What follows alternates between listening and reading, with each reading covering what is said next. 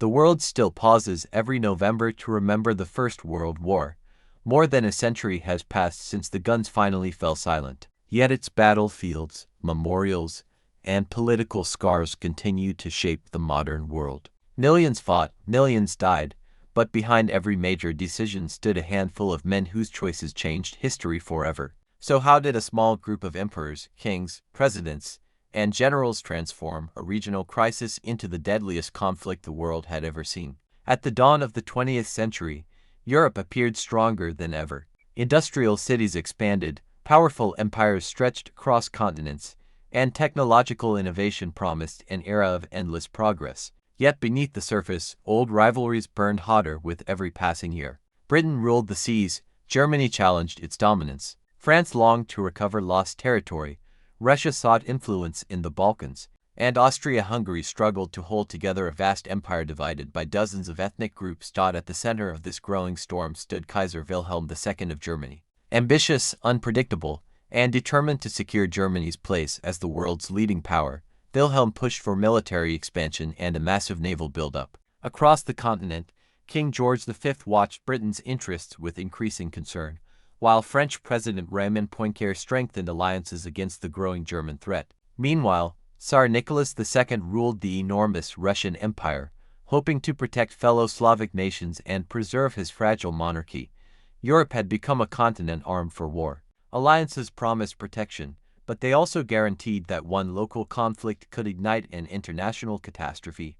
That catastrophe arrived on June 28, 1914. In Sarajevo, Archduke Franz Ferdinand, heir to the Austro-Hungarian throne, was assassinated by Gavrilo Princip, a Bosnian Serb nationalist. What should have remained a regional crisis instead triggered one of history's greatest chain reactions. Austria-Hungary, under Emperor Franz Joseph I, blamed neighboring Serbia and issued an ultimatum designed to be nearly impossible to accept. Germany immediately offered unconditional support through what became known as the blank check, encouraging Austria-Hungary to act without fear.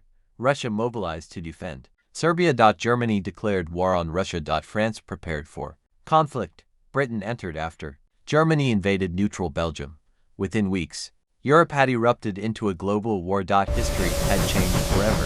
The leaders who had spent years preparing for conflict suddenly faced war unlike anything imagined. Every government believed victory would come within months. Instead, modern weapons shattered old military doctrines. Machine guns, heavy artillery, poison gas, and barbed wire transformed battlefields into endless killing grounds. Kaiser Wilhelm II approved Germany's Schlieffen Plan, a bold strategy intended to defeat France before Russia could fully mobilize. The gamble depended on speed, but the advance stalled outside Paris during the First Battle of the Marne. Germany failed to achieve a quick victory, and both sides dug into trenches stretching hundreds of miles across Western Europe. What followed was not movement but endurance. King George V became a powerful symbol of British unity as thousands volunteered to serve. Although Britain's military strategy rested largely in the hands of commanders like Sir Douglas Haig, the monarchy provided stability while the nation mobilized its enormous industrial capacity. France refused to surrender. President Raymond Poincaré inspired national resistance as French soldiers defended Verdun in one of history's longest and bloodiest battles. "They shall not pass" became more than a slogan. It became the spirit of an entire nation. Far to the east, Tsar Nicholas II made the most disastrous decision of his reign. Determined to inspire his troops, he personally assumed command of the Russian army in 1915. Instead of strengthening morale, the move tied every military failure directly to the emperor himself. Defeats mounted, supplies vanished, and confidence in the monarchy collapsed. Meanwhile, Emperor Franz Joseph I struggled to keep Austria-Hungary together as multiple nationalities questioned their loyalty to the empire.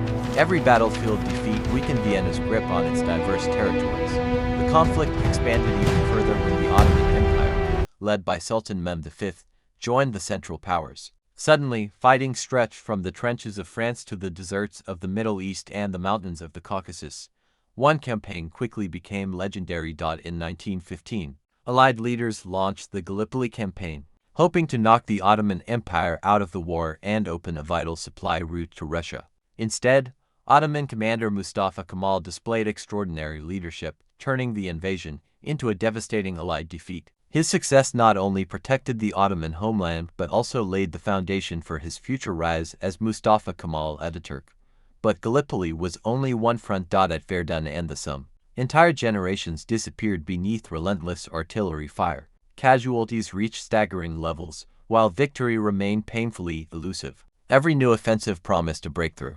Every breakthrough dissolved into more trenches, more mud, and more graves. Then, as Europe struggled under the weight of endless warfare, another crisis began to grow deep inside the Russian Empire. Hunger spread, public anger intensified, confidence in Tsar Nicholas II evaporated. The greatest threat to one of Europe's oldest monarchies was no longer Germany. It was revolution itself. Should I continue with part 2?